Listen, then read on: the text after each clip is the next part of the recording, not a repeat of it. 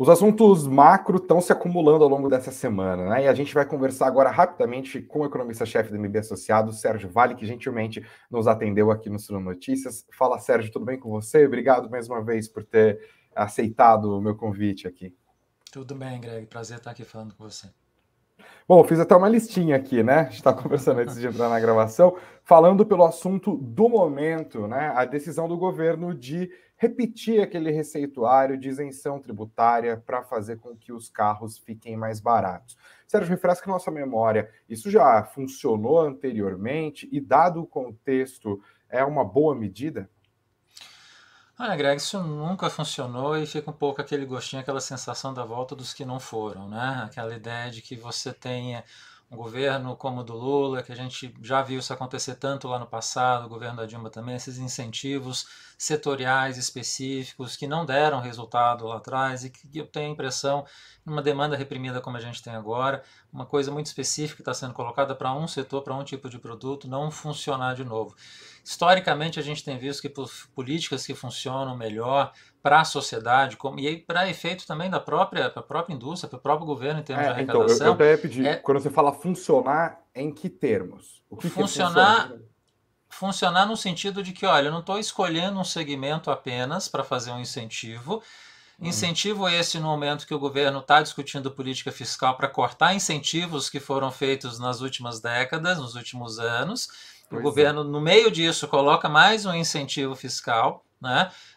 Eu gostaria de ver, para ter efeito maior para a economia como um todo, a própria reforma tributária, que você consegue dar um efeito positivo para toda a economia, para todos os consumidores, gera crescimento de produtividade, gera crescimento da própria economia e mais arrecadação.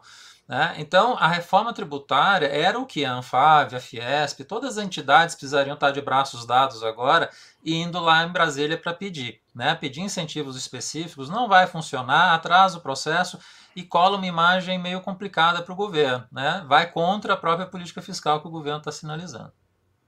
Fora o impacto para o meio ambiente, né? De um governo que está tentando convencer os países ricos a depositarem cheques gorduchos nas nossas contas para lutar pela preservação da Amazônia, por exemplo, né? E ao mesmo tempo está tentando incentivar uma indústria que é uma indústria suja, né? Poluidora. A gente não está falando de incentivo para carros elétricos, a gente está longe de fazer essa transição, né?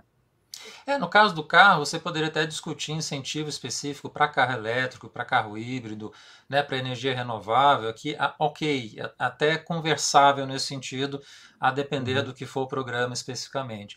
Mas a gente sabe que no caso do Brasil a gente tem um fetiche do petróleo, tem um fetiche da Petrobras, a gente vê isso com intensidade nessa discussão que está aparecendo agora do petróleo na Foz do Amazonas, né, toda a discussão da política de preços, enfim, é um cenário que no caso de petróleo, que tem todo o impacto ambiental, as coisas todas que o governo está fazendo agora não somam positivamente para a imagem que o país quer vender lá fora de um país ambientalmente Sim. correto. Então, a gente precisa ter uma correção de rota do que está sendo feito para não estragar uma imagem que está começando a ser reconstruída.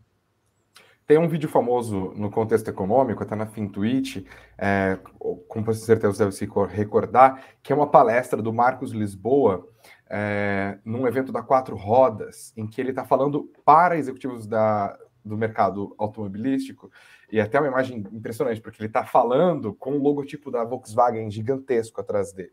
E ele fala: o problema da indústria automobilística no Brasil são vocês que não conseguiram criar uma indústria competitiva e que fica dependendo de subsídio o tempo todo. Essa não é uma agenda de produtividade. Os nossos carros continuam mais caros e com menor qualidade do que carros de outros países. E eu não estou nem falando de carro asiático, né? Estou falando de produção de carro na Argentina, produção de carro no México. Quero saber, você concorda com essa análise e esse remédio que a gente está vendo agora é mais do mesmo? Greg, eu acho assim, o Marcos tem um ponto de culpar a indústria, mas acho que é de culpar a indústria no sentido de que ela não foi atrás do que era o correto para se buscar para conseguir ter produtividade e ter carros melhores aqui. Que era se juntar com o resto da sociedade e pedir uma economia mais aberta, uma carga tributária mais adequada no final, ou seja, uma reforma tributária para justamente diminuir a carga de impostos que existe na indústria, que é extremamente elevada. Se a gente fizesse esse conjunto e também reformas na infraestrutura, que seria importante, né, em termos de importação e exportação, você conseguir trazer esse produto, especialmente o insumo que vai para o carro mais barato lá de fora, e fazer essa abertura econômica de uma forma muito mais intensa, os países que fizeram crescimento industrial ao longo da sua história foram países que se abriram, não foram países que se fecharam. Então, o problema aqui da indústria é que, de fato, ela buscou incentivos, buscou resultados específicos para ela e sempre faltou no país um pouco desse senso de coletividade do que precisa ser feito. O que precisa ser feito depende de um esforço muito grande no governo e de um entendimento de que esse é o caminho, porque tem perdas.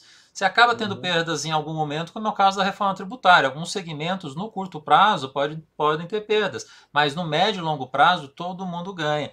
Então, eu acho que faltou muito isso ao longo da nossa história, a gente buscar as políticas corretas. Então, de certa forma, o Marcos está certo, né? A indústria aí tem uma parcela de culpa nisso, sim. Farinha pouca, meu pirão primeiro. Pirão não, meu pilão, Caso né? histórico brasileiro, né? Exato. Bom, vamos mudar então. Chega de carro, vamos falar de arcabouço fiscal. Eu li uma entrevista sua no Estadão nessa semana que eu me impressionei, assim, você foi muito crítico ao texto que acabou aprovado, texto base, né? Foi aprovado, mas basicamente deve ser o texto que vai seguir para o Senado, o acordo de líderes já está costurado. E na entrevista, Sérgio, você falava que está absolutamente descrente das metas de superávit primário que o governo vai entregar e diz, as metas não são ousadas, o próprio governo PT já entregou superávites muito maiores em outros momentos e, diante dessa falta de ousadia, não devem ser atingidos. Qual que é o problema do arcabouço nesse aspecto? Porque superávit primário era para ser um dos grandes alvos da nova regra fiscal, né, Sérgio? O problema do arcabouço fiscal, Greg, é que o governo colocou um peso excessivo, quase integral, extremo, na arrecadação, e o gasto vai subir, ponto, entre 0,6% e 2,5%. E fica uma discussão que a gente está vendo desde o ano passado, daquela frase do Santo Agostinho, né? A castidade está aqui, mas deixa para amanhã. Amanhã eu resolvo isso. Que é no sentido de que, olha, eu não vou fazer o ajuste fiscal esse ano e talvez também não vou fazer o ajuste fiscal como se precisa no ano que vem. Fica postergado para frente. Se fala hoje, a gente conseguir começar a pensar no ajuste fiscal mais efetivo em 2025. Em 2025 você já está na véspera da eleição presidencial de 2026. A gente não vai fazer ajuste fiscal nos 2 últimos anos de governo. Superávit primário de 1% do PIB em 2026 para acontecer, você precisaria de ter uma carga tributária de 2 pontos percentuais a mais, 350 bi a mais de arrecadação, e a hora que você tem um governo que dá incentivo fiscal como dá agora, essas equações não fecham no final. E para estabilizar a dívida, você precisaria ter um primário de 2,5% do PIB a partir do ano que vem. Chegar a 1% em 2026 não resolve a situação. Então, acho que a dívida vai crescer uns 10 pontos percentuais do ano passado até 2026, e a gente vai ter que voltar a discutir arcabouço fiscal, qualquer nome que seja, regime fiscal, regra do teto, enfim, em 2027 com o novo presidente. Eu acho que é incontornável isso. A gente só vai parar de falar de arcabouço fiscal quando a gente conseguir ter um arcabouço técnico que olhe de forma equilibrada a arrecadação e gasto. Não adianta fazer como foi feito agora, só arrecadação. Não adianta fazer como foi feito na regra anterior, só gasto. Eu acho que vai ter que ter uma coisa intermediária. E aí você pensar num ajuste que seja anticíclico, talvez seja o melhor dos caminhos, e até hoje a gente não conseguiu fazer um ajuste que seja anticíclico, no sentido preciso da palavra. Você está com mais crescimento econômico, puxa o gasto. Você está com uma recessão, a desaceleração, acelera o gasto. Política fiscal serve para isso. Então acho que a gente deveria ir por esse lado. A gente não conseguiu nessa, não tinha conseguido na regra do teto, vamos esperar o próximo presidente para ver se a gente consegue. Você dá uma importância grande para a relação dívida-PIB, né? Você falou que a gente deve terminar o governo Lula 10 pontos percentuais acima do que a gente está hoje, seria 83%, se não me foge a memória este dado. Vários economistas têm ido em socorro ao governo nesse argumento, falando que o Brasil pode se dar ao luxo de ter uma relação dívida-PIB mais folgada do que os nossos pares emergentes, porque a nossa dívida não é em moeda estrangeira, entre outros pontos. Como que você responde esses argumentos? A nossa dívida é cara. Não importa que ela não seja em dólar, ela é em reais e ela é cara. Você tem uma taxa de juros alta em cima dela e o custo dessa dívida é extremamente elevado. Então, quando a gente olha uma dívida que sai de 73% para 83%, com uma taxa de juros que muito provavelmente vai continuar em 2 dígitos, pelo menos nos próximos 2 anos, e do jeito que está indo a discussão de metas, de componentes do Banco Central, acho que talvez vai ficar até mais tempo do que isso, é uma dívida cara que vai ficar ainda maior nos próximos anos, justamente porque o governo não conseguiu fazer de base o ajuste primário mais forte para sinalizar o quê? Olha, essa dívida começa a cair, o Banco Central abre espaço para começar a baixar a taxa de juros com mais força. Se o governo tivesse feito um ajuste fiscal muito mais severo, muito mais intenso de primeiro ano, a taxa de câmbio estaria muito mais baixa, já estaria ajudando a inflação com mais força, meta de inflação já teria voltado para 3%, o Banco Central já estaria falando agora de baixar a taxa de juros.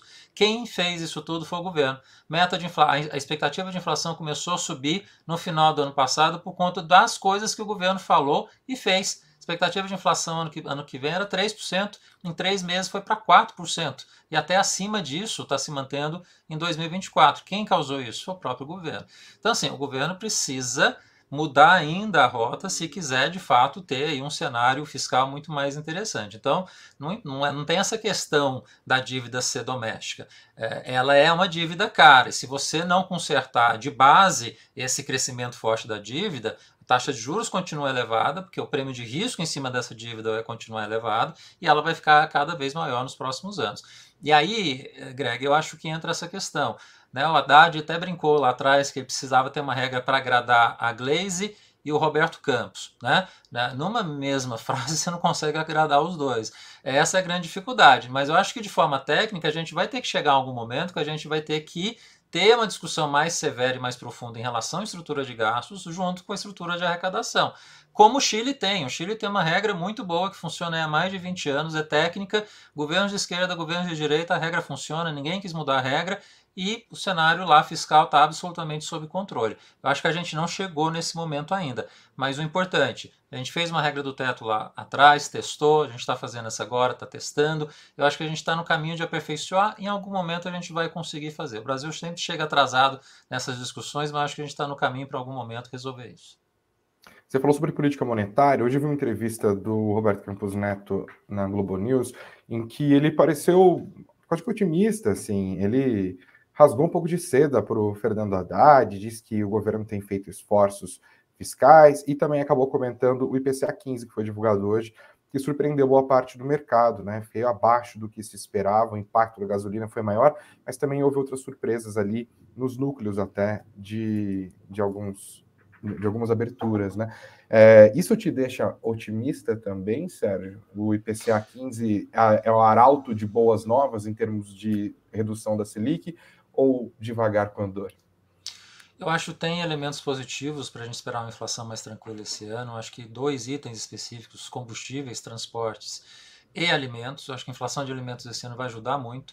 A safra está vindo muito forte. Considerando o que foi os últimos 3 anos em termos de inflação de alimentos, a gente está falando esse ano de uma inflação no setor que pode ficar abaixo de 4%. Acho que vai ajudar muito a inflação no final do ano. E eu suspeito que pode ser tudo dando certo, não tendo nenhuma uma mudança na rota, algum sinal crítico, alguma crise aparecer no meio do caminho, que é sempre possível no Brasil, a gente pode talvez chegar para uma inflação entre 5 e 5,5 no final do ano. Acho que é possível disso acontecer, tá? Agora, para baixar a expectativa no ano que vem, vai ser essencial a discussão da meta de inflação, né? Agora no Conselho Monetário Nacional em junho, para manter em 3%. E aí, com essa inflação que está desacelerando, serviços gradativamente caindo, né, a gente chega no final do ano num patamar razoável, a expectativa ano que vem começa a cair, abre espaço para o Banco Central começar a baixar a taxa de juros. Eu acho que mesmo com essa questão fiscal ainda não resolvida, o BC tem espaço para baixar a taxa de juros no segundo semestre. Eu acho que é setembro, pode ser no mais tardar talvez quarto trimestre, mas eu acho difícil isso não acontecer esse ano. Mas eu acho que se estas coisas acontecerem, né, uma inflação mais tranquila esse ano, sustentar a meta em 3%, isso começar a baixar a expectativa, eu acho que abre espaço para queda de juros agora e aí a gente começa a normalizar um pouco esse cenário difícil que a gente tem agora. Beleza. Último ponto. Agora a gente pega o avião, sai de Brasília e vai para Washington. A gente está assistindo os mercados nervosos ao longo dos últimos dias por conta da crise do teto e da dívida dos Estados Unidos. Eu tenho reforçado aqui que a crise do teto e da dívida dos Estados Unidos não é uma crise técnica do ponto de vista que as pessoas não querem mais comprar títulos do Tesouro Americano. mas é uma questão política, né? E que está se arrastando mais do que a gente imaginava. Como que você vê este momento? Você acha que a gente corre risco de um calote americano por conta de decisões políticas e de, sei lá, consequências inimagináveis para a economia global? Ou os bombeiros vão entrar em ação antes disso? Olha, Greg, os republicanos estão pressionando o Biden até o limite, mas seria uma metralhadora no pé se os republicanos fizessem isso, né? Não aprovassem o teto, porque isso não ia prejudicar só os democratas, isso ia prejudicar os republicanos também, porque a base eleitoral dos republicanos ia ver a consequência disso nos próximos anos e entender que quem foi culpado disso não foram os democratas, foram os republicanos. Então, Sim. é uma pressão política que a gente está vendo acontecer agora. Infelizmente, isso tem sido uma constante. Está acontecendo mais do que deveria por conta dessa polarização. Essa era uma questão técnica, não deveria ser uma questão tão politizada. E quem está pagando o preço e vai continuar pagando o preço, infelizmente, porque essa história não vai acabar agora. Você vai aprovar nesse momento o limite, aumentar o limite. Esse limite vai ser alcançado de novo lá na frente. Você vai voltar a essa discussão. A gente vai ver acontecer o que está acontecendo. As agências de rating começando a diminuir a nota da dívida americana, que era uma coisa inimaginável anos atrás. Uhum. Quer dizer, isso mostra um sinal de fraqueza da economia americana nos próximos anos que a gente precisa começar a olhar com mais cuidado, tá? Então, assim, é um efeito, é uma questão política, mas com consequências econômicas de longo prazo importantes, por mais que no final a gente sabe que vai acabar sendo aprovado. Está acontecendo mais do que deveria e o risco é isso, o dólar se enfraquecer no cenário internacional e abrir espaço para o renminbi, né, para a própria economia, para a própria moeda chinesa. Né? Os chineses olham isso e se divertem, porque os americanos Esfregam as estão. mãos. Exatamente, eles estão esperando o momento e a oportunidade justamente de entrar com mais força aí nos próximos anos. A China agradece. Agora eu costuro a última pergunta, esse tema e o tema do endividamento. A gente está falando de dívida no Brasil e de dívida nos Estados Unidos. A dívida deles hoje é de pouco mais de 31 bilhões e 400, não, 31 trilhões e 400 bilhões de dólares. E também tem esse argumento, por que os Estados Unidos podem se endividar tanto e a gente não pode? Você quer responder essa? A moeda deles é internacional, mas mais do que isso, a gente está falando de uma dívida com taxa de juros extremamente baixa. Era extremamente baixa. A partir de agora, uma dívida desse tamanho, com uma taxa de juros maior, ela vai voltar a ser uma questão. Então, a gente vai ver que toda essa história que a gente tem visto muitas vezes economistas aqui falarem, não, dívida alta não tem problema, ela se paga, não é uma questão relevante, isso depende da taxa de juros. Com a nossa taxa de juros é uma situação extremamente grave. Com a taxa de zero, que a Europa, Estados Unidos, Japão estavam anos atrás, de fato, não era tão relevante. Só que taxa de juros agora está normalizando. Né? Você tem um cenário de inflação que vai demorar para ceder, essa taxa de juros vai ficar alta durante um patamar mais alto e mais demorado em relação ao que foi no passado. Quer dizer, eu acho difícil voltar a zero, por exemplo, aí no curto e médio prazo. Tem um cenário que gasto fiscal vai crescer nos próximos anos por conta do envelhecimento da população europeia e americana, então gasto com Social Security, né, previdência, com saúde, com Medicare, Medicaid, todos os programas sociais americanos, as expectativas e os números são astronômicos para as próximas 2 décadas. Então o gasto público vai subir com força. Ora, essa questão de que déficit importa, de que dívida importa, não morreu.